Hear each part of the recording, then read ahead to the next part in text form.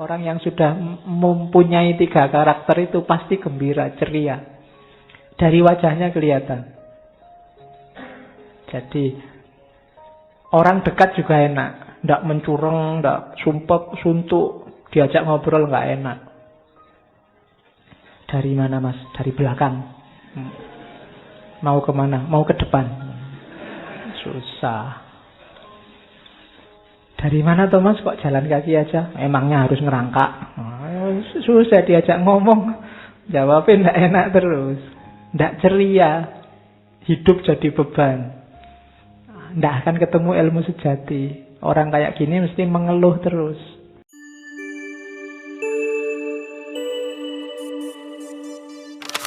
Assalamualaikum warahmatullahi wabarakatuh. Bismillahirrahmanirrahim. Alhamdulillahi rabbil alamin. Wa bihi nasta'inu ala umurid dunya waddin. Allahumma sholli wa sallim wa barik ala habibina wa syafi'ina sayyidina wa maulana Muhammadin wa ala alihi wa ashabihi ajma'in. Amma ba'du. Bismillah, mari kita lanjutkan ngaji kita Sufi Nusantara. Malam ini kita ketemu tokoh yang namanya mungkin paling sering kita dengar, kita baca. Sunan Kalijogo dikenal memang salah satu dari dewan sufi, dewan ulama zaman itu yang hari ini kita menyebutnya Wali Songo. Wali Songo itu menurut saya jasanya paling besar adalah pengislaman tanah Jawa. Islam itu masuk ke Indonesia dalam banyak catatan diawali abad ke-7.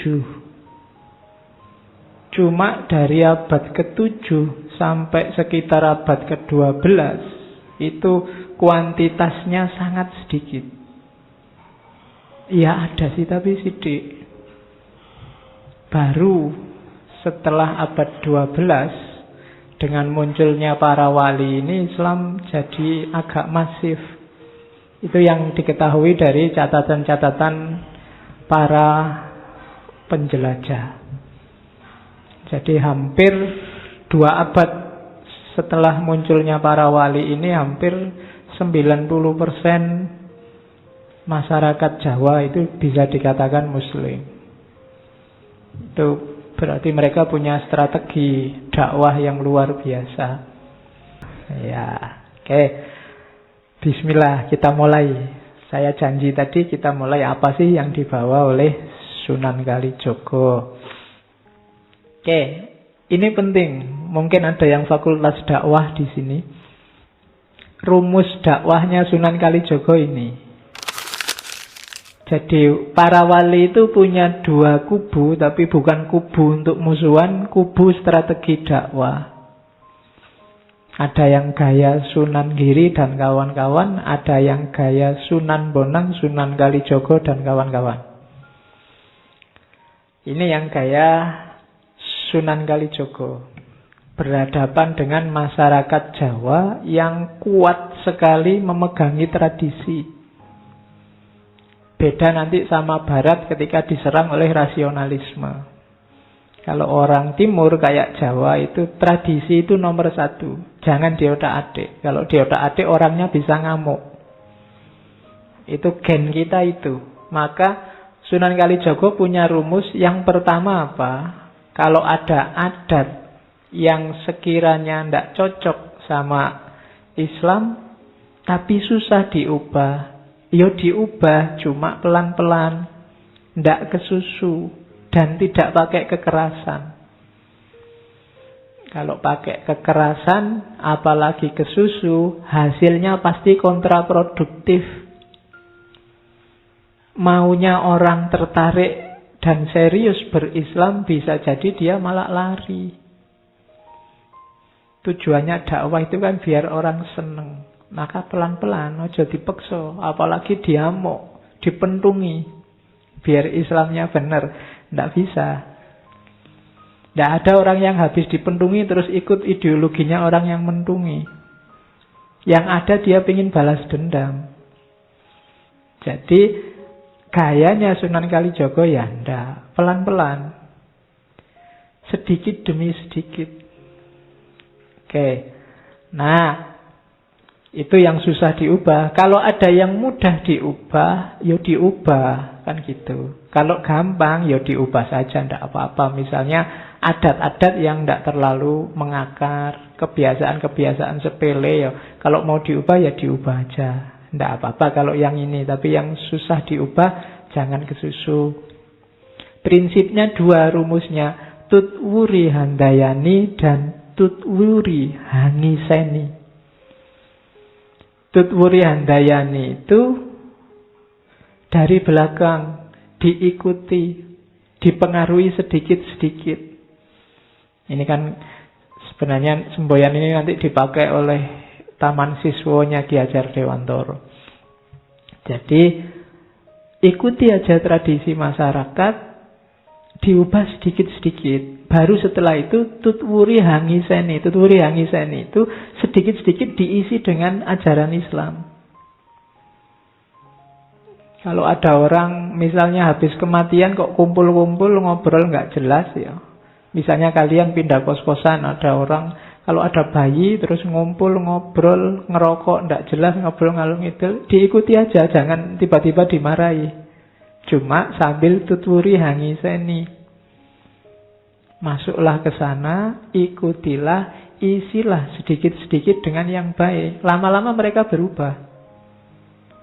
Makanya jangan kaget kalau ada wali-wali tertentu yang kerjaannya masuk ke lokalisasi, masuk ke bar, masuk. Itu mereka membawa prinsip ini. Lah kalau orang-orang yang di lokalisasi nggak ada yang mau masuk, dianggap haram, dibakar saja. Ya nggak jadi dakwah, yang sesat tetap sesat. Kalau mendakwai kalian yang sudah pinter buat apa? Wong wis apik, dakwah itu ke yang jelek. Maka jangan dimarahi kalau ada wali yang dakwah ke sana. Ya meskipun kalau kalian saya tidak percaya. Ya, kok kalian lokalisasi kok ke sana dakwah, Pak. Tidak percaya aku. Ngajari tahajud itu loh, Pak. Ya, tahajud kok sujud terus tidak nganggu. Ya, jadi mereka ini Tutwuri Hangiseni diisi sidik-sidik. Ya bayangkan ya, saya bayangkan misalnya orang-orang mabuk, orang-orang preman-preman itu tiba-tiba ono kiai ikut duduk bersama mereka. Nggak usah kiai itu ceramah, yang mabuk sungkan dewe. Lama-lama bisa bubar itu, nggak jadi mabuk di situ. Itu pendekatan kultural namanya. Oke, jadi Tutwuri Handayani, Tutwuri Hangiseni. Diikuti pelan-pelan, diubah pelan-pelan. Jangan dimarahi. Jangan disesat-sesatkan, dikafir-kafirkan. Nanti mereka lari dari Islam. Nah itu strateginya Sunan Kalijaga. Orang Jawa suka dengan kesaktian-kesaktian, Sunan Kalijaga masuk lewat jalur itu. Orang Jawa suka dengan wayang, masuk lewat wayang. Suka dengan lagu-lagu, masuk lewat lagu-lagu. Itulah Tutwuri Handayani, Tutwuri Hangiseni. Masyarakatnya jadi enak menerimanya. Itu loh. Oh ternyata agama baru ini sama aja tuh kayak milik kita. Jangan-jangan lebih sempurna. Kan orang mikirnya ke sana. Oke. Makanya orang Jawa yang suka sakti-sakti, Sunan Kalijaga menunjukkan, wah aku ya iso sakti. Bahkan lebih dari mereka. Itu kan masuk pelan-pelan sambil ngisi. Sama kayak Nabi Muhammad turun di Arab. Orang Arab terkenal dengan dunia kepenyairannya, masuk dengan Al-Quran. Punya nilai sastra yang luar biasa. Jadi tidak datang tiba-tiba dipukuli semua biar masuk Islam, enggak. Ditarik pakai Quran yang nilai sastranya luar biasa. Dan yang terakhir, anti konfrontasi. Jadi prinsipnya mengambil ikan tapi airnya tidak keruh. Kalau airnya keruh, itu ya semua ikannya bisa mati. Nggak jadi ngambil ikan. Bahkan dai-nya juga bisa ikut mati. Kalau kamu dakwah dengan keras, terjadi kerusuhan, nggak cuma yang rusuh, yang korban, kamu sendiri bisa juga jadi korban. Maka mancinglah tidak dengan mengeruhkan airnya. Hasilnya ada tapi airnya tidak keruh. Nah, itu strategi keempat dari Sunan Kalijaga. Jadi cabang yang berbeda nanti dengan gayanya Sunan Giri yang masuk ke politik dengan gayanya sendiri. Nanti ada Giri Prapen itu dan seterusnya. Strategi dakwah yang berbeda. Tidak ada yang salah, asal konsisten dengan niat dan teorinya masing-masing. Yang jelas Sunan Kalijaga lebih diposisikan akhirnya oleh orang Jawa sebagai gurunya orang Jawa. Dalam banyak kasus selalu yang disebut Sunan Kalijaga. Yang tadi nama Kalijaga ini juga sebenarnya kontroversial. Ada yang bilang karena disuruh nunggui tongkat di pinggir kali oleh Sunan Bonang. Ini yang banyak orang kritik, masa cuma nongkrong di pinggir kali wae dadi wali. Dan banyak yang kritik gitu ya. Nah, sebenarnya itu lagi-lagi mitos-mitos simbolisme yang harus kamu baca secara konotatif. Kalau istilah Kalijaganya sendiri ada yang bilang karena setelah nanti Sunan Kalijaga ini setelah berguru ke Nabi Khidir kan pulang itu. Pulang itu dia nggak balik ke Tuban tapi nanti ke Cirebon yang di desa Kalijaga itu. Dan di Cirebon itu nanti petilasannya diapit 2 sungai. Dan menurut ceritanya masyarakat, di antara kisahnya Sunan Kalijaga di sana itu kegemarannya Sunan Kalijaga itu kungkum di sungai. Kungkum ngerti ya? Ya, jadi berendam di sungai. Nah itu makanya terus lama-lama dikenal sebagai Desa Kalijaga, Sunan Kalijaga. Kapan-kapan silahkan ke sana. Masih ada petilasannya, masjidnya masih ada. Di sana ada mitos tentang kera. Jadi kera di sana itu kalau Jumat, kalau hari biasa itu di mana-mana ketemu kalian kera, tapi kalau hari Jumat tidak akan ketemu. Kamu cari di mana saja tidak akan ketemu. Nah, itu mitosnya dulu ada warga yang waktunya sholat Jumat diperintah sholat, diminta-minta sholat Jumat sampai Sunan Kalijaga sendiri menemui mbok kamu sholat Jumat, dia tidak mau. Akhirnya Sunan Kalijaga jengkel terus balik badan sambil bilang sing ra gelem sholat yo kaya monyet, kaya bedes. Nah, akhirnya dia berubah jadi monyet. Terus mitosnya di sana jumlah kera di sana itu 77 dan nggak akan berkurang, nggak akan bertambah. Kalau hari Jumat berkurang 1. Nah, yang tadi dikutuk oleh Sunan Kalijaga ini jadi manusia terus sholat Jumat, tapi Jumat balik lagi jadi kera. Ya, nah itu mitos-mitosnya. Yuk bacalah secara konotatif. Jadi, ya itu pasti ada maknanya simbol-simbol itu. Tergantung kita membacanya. Oke, itu strategi dakwahnya. Kita masuk ke simbolisme ya. Dewa Ruci. Dewa Ruci itu ini kisahnya salah satu Pandhawa. Pandhawa itu saya sengaja nggak memasukkan filsafat wayangnya Sunan Kalijaga di ngaji yang ini. Kapan-kapan kita ngomong khusus tentang filsafat wayangnya. Hanya karena ngomong ajaran saya harus nyinggung Dewa Ruci. Jadi Dewa Ruci ini kisahnya ketika Pandhawa yang kedua, Werkudara itu dihapusi oleh gurunya Resi Durna. Disuruh nyari air Prawitosari. Werkudara ini Pandhawa yang ndak cerdik, ndak pinter, lugu, tapi punya kekuatan luar biasa. Dan karena yang nyuruh gurunya meskipun ndak masuk akal, dia berangkat. Berangkat yang pertama ke satu hutan di gunung. Namanya hutan Tibrasoro dan hutan Reksomuko. Di sana dia tidak nemu air, ketemu dua raksasa, namanya Rukmuka dan Rukmala. Tarung sama raksasa, menang dia, tapi nggak nemu airnya, terus kembali lagi ke gurunya, Resi Durna heran, padahal itu disuruh ke gunung itu biar ketemu raksasa itu dan kalah dan tewas. Tapi bisa pulang menang. Terus sama Resi Durna, kalau gitu kamu kembali lagi, airnya nggak ada toh, kamu cari di tengah samudra.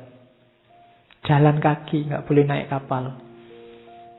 Saudara-saudaranya mengingatkan, kamu itu dihapusi sama Resi Durna. Tapi dia tidak peduli. Loh, yang nyuruh guru ya harus dilaksanakan apapun yang terjadi. Jalanlah dia ke tengah samudra. Di sana dia ketemu ular naga. Namanya naga Amburnawa. Makanya mungkin di momen tertentu kalian lihat gambarnya Werkudara yang dililit oleh ular naga besar. Itu bagian dari ceritanya Dewa Ruci. Dan naga itu kalah.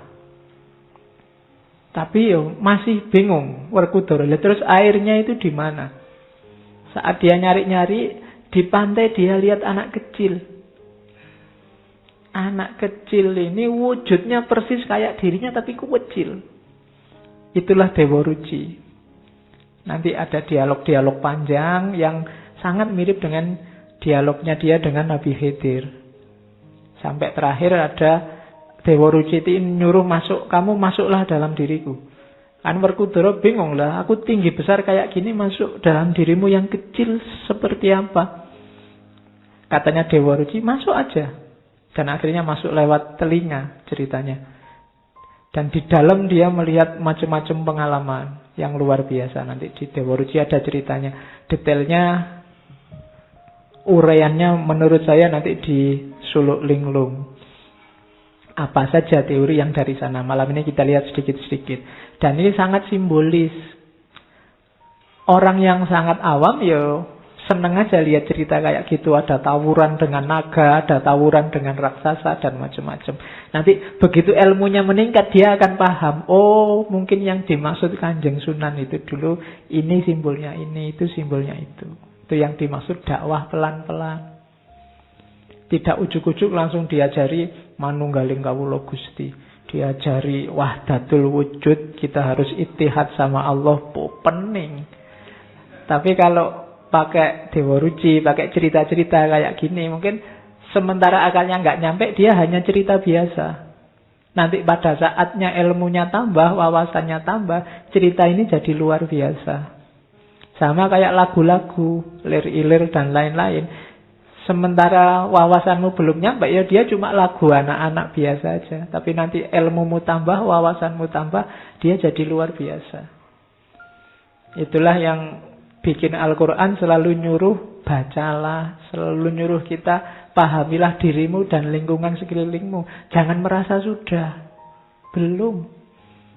Semakin nanti wawasanmu tambah, semakin kamu paham, oh selama ini saya pahamnya hanya sampai level ini. Ternyata bisa lebih dari itu. Jadi jangan di satu titik pun kamu merasa sudah paham tentang apapun. Karena pemahamanmu saat ini sebatas sejangkauan wawasanmu. Siapa tahu nanti wawasanmu tambah, kamu lebih luas lagi pemahamanmu. Maka jangan berhenti. Cari ilmu harus terus. Minal mahdi ilal lahdi. Oke, simbolismenya itu ya. Itu saya tulis di situ. Kalau kisah Dewa Ruci sebenarnya simbolisme cerita Mangnunggaling Kawula Gusti. Air Perwitosari itu ilmu sejati. Kalau gunung sama hutan itu simbol halangan-halangannya. Rukmuka, Rukmala itu halangan juga. Halangan namanya Kamukten dan Kamulyan.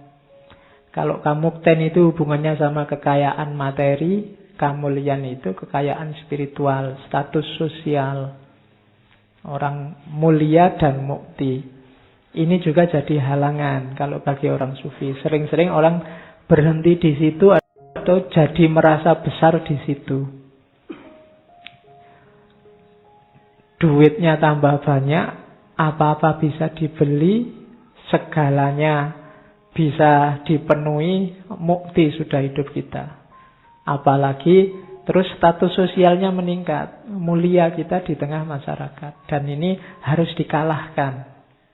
Jangan sampai kemuliaan dan kemuktian ini menjadi penghalang kita ketemu sama Allah. Karena kita merasa besar, merasa penting, merasa lebih dari yang lain. Itu harus ditaklukkan juga. Termasuk ular naga, nafsu, hasrat, ego. Kalau raksasanya kalah, ular naganya kalah, kita akan ketemu Dewa Ruci. Ilmu sejati. Itu nanti simbolismenya. Kapan-kapan kita bedah lebih detail. Saya ingin masuk ke ininya. Ini bekal bagi Werkudara untuk nyari ilmu sejati. Untuk bisa menaklukkan raksasa sama menaklukkan naga. Milikilah kualitas-kualitas ini. Yang pertama, rilo, bahasa Arabnya ridho. Yang kedua, legowo. Yang ketiga, nerimo. Yang keempat, anurogo. Yang kelima, eling. Yang keenam, santoso. Yang ketujuh, gembiro. Yang kedelapan, rahayu. Terus wilujengan, marsudi kaweruh, semedi dan ngurang-ngurangi. Rada abot iki ketoke. Ya, satu-satu. Ini bahasa Jawa ya, semoga tidak ruming. Rilo itu bahasa Arabnya ridho. Bahasa gantinya itu ikhlas. Jadi ikhlas itu di luar hasrat. Hanya Tuhan, hanya Allah yang jadi awal dan akhirnya.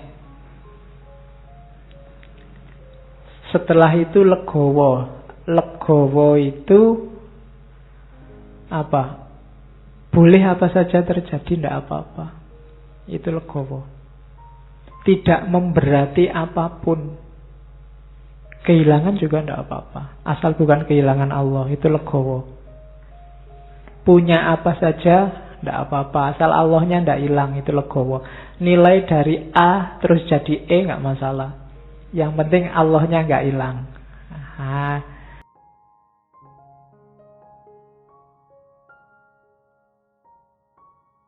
Dari punya pacar cakep terus diputus, dapat lagi, standarnya kok di bawahnya ndak apa-apa, legowo aja. Ya, itu namanya legowo. Legowo bisa di awal, bisa di akhir. Kalau yang pasti di akhir itu nerimo. Kalau nerimo ini dapat apa saja oke. Ndak menyesal, ndak menuntut apa-apa. Bahasa agamanya qanaah. Punya wajah jelek, diterima aja. Ndak punya uang, diterima aja. Ndak pinter, IP jeblok, diterima aja. Oh, ini kan berat. Kita kan manusia hari ini susah nerima. Semua orang menuntut hari ini. Menuntut keinginannya agar terpenuhi, menuntut egonya agar terpenuhi, dan seterusnya. Jadi nerimo. Setelah itu rendah hati, anurogo. Tidak boleh sombong. Tidak boleh aku. Tidak boleh merasa besar. Terus eling. Untuk bisa 4 yang di atas, itu harus eling. Eling itu bukan lawan dari tidur atau pingsan. Eling itu frekuensimu nyambung terus sama Allah. Eling. Mau apa aja, kamu eling. Mau minum gini, ingat Allah terus bismillah. Kalau ndak eling, minum ya minum aja, haus ya Pak, kan gitu.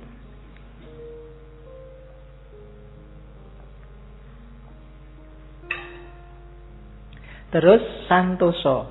Ini bukan nama orang ya. Bukan nama PO BIS juga. Santoso itu di Indonesia kan jadi sentosa. Makna pasnya itu selalu berada di jalan yang benar. Biar santoso, maka setiap kali baca Fatihah kamu berdoa ihdinas sirotol mustaqim. Jadi sebenarnya jalan yang benar itu kita semua sudah tahu. Tinggal mau konsisten apa enggak. Biar hidupmu santosa, konsistenlah dengan jalan yang benar. Terus gembira. Untuk menuju ilmu sejati nggak boleh stres, nggak boleh depresi. Orang stres dan depresi itu orang yang tidak rilo, tidak legowo, tidak nerimo. Tapi kalau kamu rilo, legowo, nerimo, kamu mesti ceria terus. Nggak ada sumpeknya. Kamu galau, sumpek, itu kan keinginanmu nggak terpenuhi. Cita-citamu gagal. Masa lalumu jelek. Kan itu. Itu berarti kamu ndak rilo, ndak legowo, ndak nerimo. Biar rilo, legowo, nerimo, ya gembira. Orang yang sudah mempunyai 3 karakter itu pasti gembira, ceria.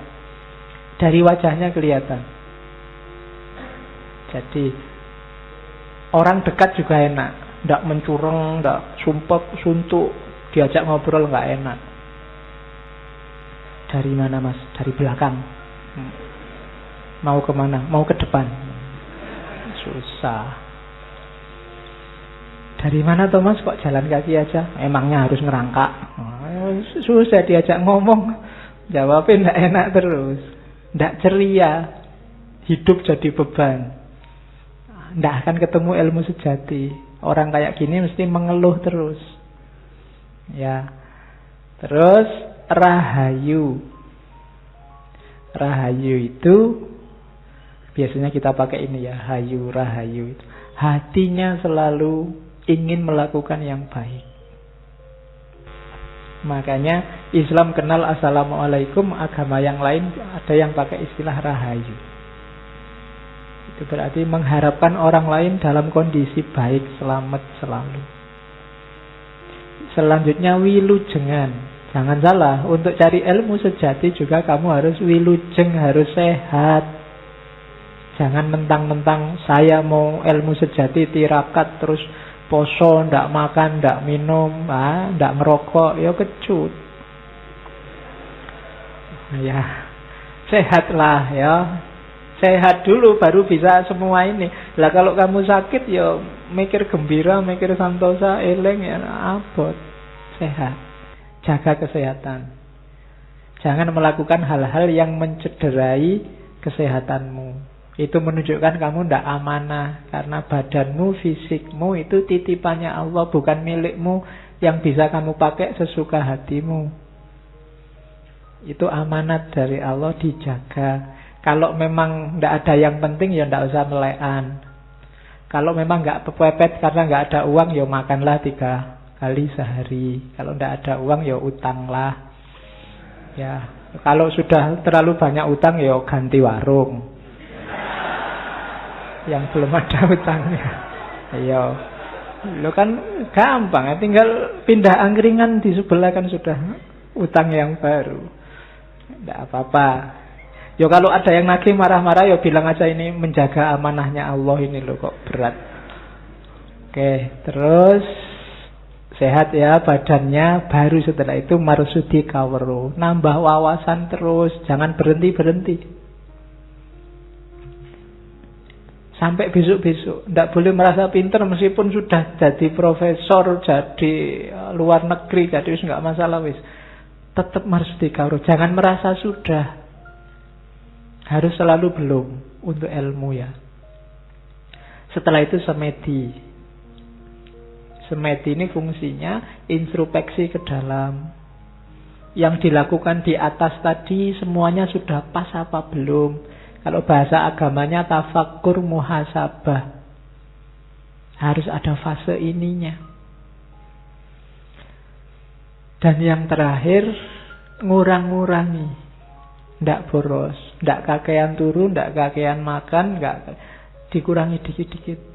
Jangan berlebihan lawannya. Mengurangi kan ngeluih-ngeluih, ndak boleh. Kalau urusan dunia, urusan apapun yang tidak esensial, kurangilah. Kamu sendiri ngerti mana yang harus dikurang-kurangi. Berapa jam harus begini, berapa jam harus begitu, dan seterusnya. Minggu lalu saya bilang misalnya HP, smartphone-mu itu harusnya berapa jam sehari kamu pakai. Karena kalau penelitian terbaru minggu lalu saya bilang kan orang Indonesia itu rata-rata 9 jam. Dilihat mungkin penelitiannya lewat provider itu. Jadi hitunganku 9 jam itu sudah luar biasa. Wong tidur manusia dewasa aja 7 jam. Itu 9 jam. Jadi yo kurangilah dikit-dikit. Yo 9 jam kurang 5 menit lah sebentar. Ya kan pelan-pelan terus 9 jam kurang 10 menit, 9 jam dikurangi. Kalau selama ini bangun tidur yang dicari dulu HP, terus ada WA apa. Yo sekali-sekali nggak usah nyari HP dulu lah. Begitu mau nyari HP, nanti aja tak buka jam-jam 8. Kalau memang sangat penting kan masuk di WA, mestinya kan telepon kan gitu pikiranmu biar nggak was-was. Jangan-jangan ada yang komentari aku nih, jangan-jangan ada yang ya ngomong aku nih, kan selalu kalian gitu tuh. Begitu kamu posting itu biasanya harus kamu jangan-jangan ada yang komentar ini, ada yang jempol nggak, ada yang kan gitu terus. Jadi kamu terpaku di situ terus. Oke, dikurang-kurangi ya dikit-dikit. Demi yang lebih penting, ilmu sejati. Terus, nah nanti di Dewa Ruci ada 4 jenis nafsu. Kalau ini nggak saya jelaskan detail, kemarin di Ghazali, di beberapa sufi sudah dibahas. Jadi ada nafsu lawamah, nafsu sufiyah, nafsu amarah, nafsu mutmainnah. Ini juga yang diajarkan oleh Dewa Ruci. Jadi setelah masuk ke telinganya Dewa Ruci, kalau di Suluk Linglung setelah bergabung sama Nabi Khidir, di dalam situ melihat banyak cahaya. Ada 4 cahaya yang dilihat. Ada cahaya warnanya hitam, ada cahaya warnanya kuning, ada cahaya warnanya merah, dan cahaya warnanya putih. 3 cahaya adalah penghalang, dan yang putih inilah yang tujuan. Cahaya hitam itu simbol pikiran yang gelap, batin yang gelap. Ya kalau di Dewa Ruci, 4-4-nya ini saudaranya sendiri Bima. Bima ini kan putranya Betara Bayu. Dia punya 4 saudara tunggal Bayu namanya. Sama-sama putranya Betara Bayu. Yang pertama Begawan Mainoko. Yang kedua gajah, jenisnya gajah, namanya Gajah Situbondo. Kemudian yang ketiga ada raksasa, namanya raksasa Joyorekso. Dan yang terakhir kera, namanya Resi Hanuman. Ini 4-4-nya satu saudara, 5 sama Bima Werkudara. Saudara satu Bayu, sama-sama titisan keturunannya Betara Bayu kalau dalam wayang. Nah, dipakai oleh Sunan Kalijaga jadi simbol-simbol nafsu. Yang Begawan Mainoko itu warnanya hitam, simbol dari batin dan pikiran yang gelap. Jadi jangan salah, orang itu memang yang menuntun hidupnya pikiran dan hatinya. Hati yang jernih, pikiran yang jernih. Kalau batin dan pikirannya gelap, ya dia akan tertuntun dalam kegelapan. Oke, itu nafsunya namanya nafsu lawamah. Pikirannya jelek-jelek, batinnya mengarah yang jelek-jelek. Orang yang di level ini nggak bisa mbok tanya ke hatimu, nggak bisa. Hatinya sudah gelap. Jadi ada orang yang tidak bisa kamu nasihati, tanyakan sendiri hatimu. Hati nuranimu bilangnya apa? Kalau orangnya hatinya gelap, dia tanya beneran, keluarnya juga gelap. Itu yang sering orang tertutup oleh pikiran dan batinnya yang gelap. Hati-hati, jadi tidak semua orang, saya ikut kata hati saya. Nanti dulu, hatimu dalam kondisi apa dulu? Kalau hatimu gelap, dikuasai oleh nafsu, ya ikut kata hatimu mengarah ke sana. Kecuali hatimu memang pas jernih. Pikiranmu pas jernih. Loh ini ikut pikiran saya loh Pak. Masuk akal loh Pak. Ya masuk akal, cuma akalmu jernih apa enggak? Ya, kalau akalmu jernih ya. Tapi kalau akalmu penuh nafsu, penuh hasrat, wong yang jelek bisa kamu rasionalkan jadi baik. Wong pacaran aja kamu anggap ta'aruf. Iya kan? Dulu manggilnya sayang, hani, sekarang diganti ukhti, akhi.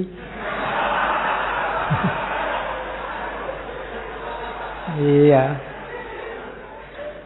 Aduh, wahai. Dan kamu menyebut, itu lebih islami, Pak. Lah. Pikiranmu kan itu. Ya, yang jelek-jelek bisa jadi bagus. Akal. Karena hatinya gelap. Jernihkan dulu hatimu, tajamkan dulu pikiranmu, baru kamu ketemu kebenaran. Kalau enggak, nafsu lawamah. Yang kedua, nafsu sufiyah. Ini dari gajah. Jadi warnanya kuning. Ini biasanya hubungannya sama kecenderungan orang untuk malas, lemah, lupa. Kamu menyebutnya manusiawi, tapi itu penyakit. Manusiawi toh Pak, sekali-sekali lemes, sekali-sekali males. Iya, itu nafsu juga jenisnya. Seharian main game, HP lagi. Terus kamu kalau diingatkan, kita kan berhak istirahat, berhak dapat rekreasi, berhak. Itu nafsu sufiyah namanya. Kamu punya justifikasi untuk malesmu. Tiap hari di kamar nggak keluar-keluar. Kalau diingetin bawa keluar-keluaran, ndak, di luar banyak dosa. Iya. Yo padune kowe males. Kuliah ndak masuk, ke masjid ndak mau. Diajak temennya kemana-mana ndak. Alasannya takut terkontaminasi. Ndak, itu namanya nafsu sufiyah. Warnanya kuning. Bikin orang males, lemah, lupa. Oke, diajak apa-apa capek. Nah, itu nafsu sufiyah. Yang ketiga, nafsu amarah. Lambangnya warnanya merah. Kalau kalian lagi agresif, pingin nabrak sesuatu, pingin ngerusak sesuatu, hatimu panas, itu nafsu amarah. Matanya merah. Mukanya biasanya juga merah, darahnya naik ke atas semua. Nah, itu alamat. Makanya Nabi ngasih petunjuk, kalau kamu sedang itu, kalau pas berdiri duduklah, kalau pas duduk berbaringlah, kalau pas berbaring ya gulung-gulunglah. Wudulah maksudnya. Iya, ambil wudu, sholat. Kan gitu. Jangan sampai dikuasai nafsu amarah, bahaya. Orang marah itu omongannya tidak terkontrol. Bisa jadi ngomong seolah-olah marahi orang lain, bisa balik ke dirinya sendiri. Itu karena marah. Itu kan kayak ada majikan marah sama supirnya. Saking marahnya dia marahi supirnya. Terus dia bilang, pantatmu kayak wajahku. Ya. Dipikir-pikir, oh kebalik. Iya, dia balik lagi. Keliru tadi, bukan pantatmu kayak wajahku, tapi wajahku kayak pantatmu. Padha wae. Ya. Ya. Itu karena sedang marah, pikirannya ndak tertata. Jadi hati-hati nafsu amarah ya, melakukan sesuatu. Biasanya kamu habis marah melakukan apa, itu kamu menyesal. Tadi nggak usah ngomong gitu, ngapain sih? Tadi kok aku ngomongnya sampai segitu ya? Jangan-jangan temanku sakit hatinya sekarang. Itu karena tadi kamu dikuasai nafsu amarah. Oke, kalau kamu merasa, wah ini marah ini, mundur dulu sebentar. Jadi dipikir dulu, Kalau mau marah, marahnya diatur. Biasanya nggak jadi marah. Ngomongnya ditata dulu, marahku ini ngomongnya harus gini. Biasanya nggak jadi marah. Pokoknya jangan melakukan sesuatu kalau sedang marah, bisa bahaya. Marah boleh, manusiawi, tapi jangan ditaklukkan oleh marah. Oke, nafsu amarah. Dan yang keempat, inilah nafsu mutmainnah. Pikiran jernih, batin jernih, aktif, tidak males, tidak ngelukruh, dan tidak dikuasai amarah. Kita sedang ada di ranah mutmainnah, warnanya putih, simbolnya Hanoman, kera berbulu putih. Itu 4 jenis nafsu yang dinasehatkan oleh Dewa Ruci pada Werkudara. Nah, jalannya namanya topo. Topo itu sebenarnya dari tradisi Hindu, Buddha ada istilah semedi, topo juga. Topo itu dari tapa, dari tap atau tapas. Kalau bahasa Urdu, bahasa India artinya energi. Makanya kemarin itu ada sinetron dari India, ada tokohnya namanya Tapasya. Ya, kalian yang ahli nonton itu ya. Saya kan cuma dengar sama lihat. Nah, kalau tapasya itu artinya energi penting, energi vital. Maka disebut tapa itu berarti apa? Upaya menaklukkan energi dan menguasai energi hidupmu. Itu tapa namanya. Latihan untuk menaklukkan dirimu. Nah, nanti di Suluk Linglung sama di Dewa Ruci ada beberapa jenis tapa. Ada topo untuk badan, untuk hati, untuk nafsu, untuk nyawa, untuk rasa, untuk cahaya, dan untuk atma. Ini narasinya bagus. Ada aspek toponya, ada aspek zakatnya. Topo itu ke dalam, zakat itu keluar. Untuk mencari keutamaan badan, toponya adalah sopan santunlah. Zakatnya gemar berbuat baik. Maka kamu akan bisa menguasai energi badanmu, energi jasmaniahmu. Jadi sopan santunlah, beradablah, dan berbuatlah baik. Yang kedua untuk hatimu, toponya ada 2. Toponya adalah rela dan sabar. Zakatnya jangan berprasangka buruk, jangan suudzon pada orang lain, jangan percaya hoak. Ya, topomu itu, zakatmu itu. Toponya rela dan sabar. Nafsu, untuk melatih nafsu, toponya adalah ikhlas. Nafsu itu selalu menuntut, meminta sesuatu, berpamrih, jalan keluarnya apa? Latih dia untuk ikhlas. Kalau nafsumu terlatih ikhlas, dia akan lebih mudah dikontrol. Kemudian zakatnya adalah tangguh menghadapi ujian, kesengsaraan, dan pemaaf. Jadi nafsumu akan bagus kalau dia tangguh, tidak gampang tergoda, dan pemaaf. Karena begitu kamu nggak memaafkan, yang tersisa dalam dirimu hanya dendam. Dan dendam itu yang rusak bukan yang kamu dendami, tapi dirimu sendiri. Nah, itu lakunya nafsu. Sekarang kan lagi tren tidak memaafkan di Indonesia. Ya, apapun itu. Ya, meskipun bahasanya halus. Ya, maaf sih saya maafkan, tapi urusan hukum jalan terus. Itu sama aja tidak memaafkan. Ya. Dan kamu mau dibodohi dengan kalimat-kalimat semacam itu. Loh, ini kan sudah ranahnya hukum, ya berarti kamu tidak memaafkan. Nah, itu berarti kamu tidak menjalankan toponya nafsu. Terus nyawa atau roh. Rohmu akan tersucikan kalau kamu topo jujur. Dan zakatnya, perilaku keluarnya tidak mengganggu orang lain. Tidak mencela orang lain. Hari ini mungkin roh kita agak surem, agak tidak jernih. Karena banyak di antara kita yang mencela orang yang tidak sefaham dengan kita. Dibikin-bikinkan cerita palsu bahkan. Dibikinkan mitos-mitos palsu, narasi-narasi palsu. Yang hari ini kita kenal dengan hoak itu. Itu menunjukkan bahwa jiwa kita, roh kita sebenarnya sedang keruh warnanya. Terus rasa, intuisi. Kalau ingin intuisi kita tajam, toponya adalah lakukan keutamaan, kebajikan. Hidup ini banyak pilihan dan kita pasti sudah ngerti ini baik, ini buruk, ini bijaksana, ini ngawur. Pilih yang utama terus. Maka intuisi kita akan tajam.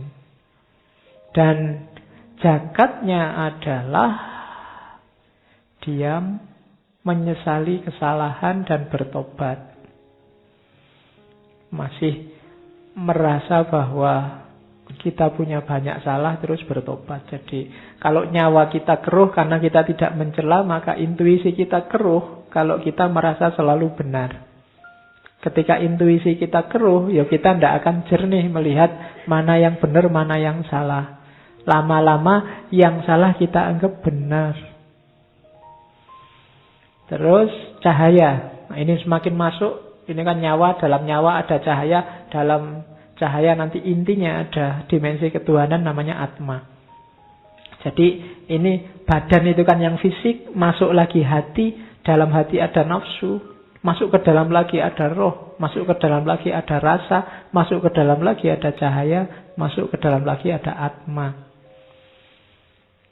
Kalau cahaya, tidak cuma yang utama, tapi yang suci. Dan zakatnya ikhlas total pada Allah. Kalau Atma, Atma itu intinya, hayu namanya, hayu bahasa Jawanya, kehidupan yang itu dari rohnya Allah. Untuk kita bisa nyampe ke sana, kalau bahasa Jawanya eling lan waspodo, awas dan selalu ingat. Kalau kita bisa menjalankan ini, maka hidup kita akan berkualitas. Jadi itu semua kan semacam rangkuman akhlak-akhlak mulia kalau kita belajar dunia tasawuf amali. Dan yang lebih mungkin diajarkan pada masyarakat dibandingkan yang lebih jelimet seperti saya bilang tadi.